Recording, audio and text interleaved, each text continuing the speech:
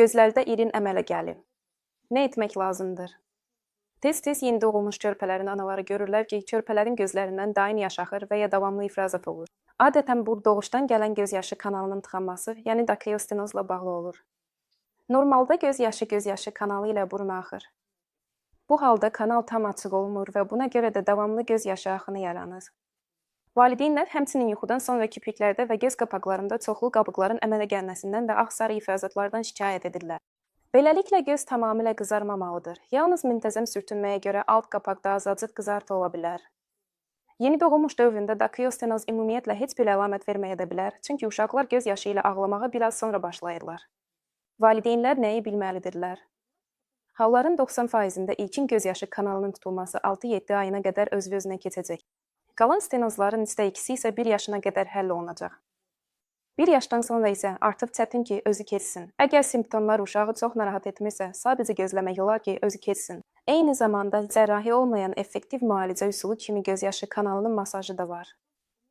Bu, gözün küncünə burun proyeksiyasında orta güclü təzyiq etməklə aparılır. Bir neçə saniyə ərzində gündə bir neçə dəfə şikayətlər yox olana qədər edilir. Bəs əgər simptomlar çox inadkardırsa və ya daim infeksiya qoşulursa, nə etməli?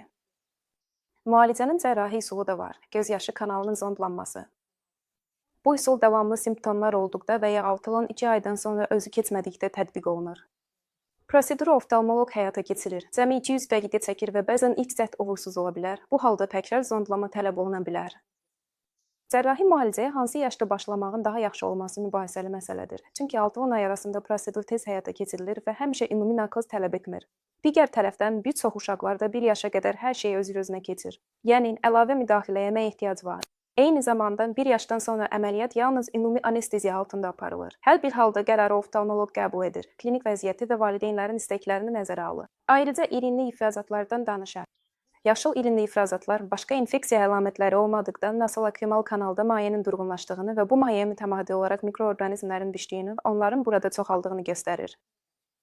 Bu həddindən artıq bakterial artımı nəzarətdə saxlamağa yerli antibiotiklər, yəni göz damcıları kömək edə bilər. Adətən onlar qısa müddətə təyin olunur və yalnız ifrazatlar bol olduqda və gün ərzində davam etdikdə istifadə edilir.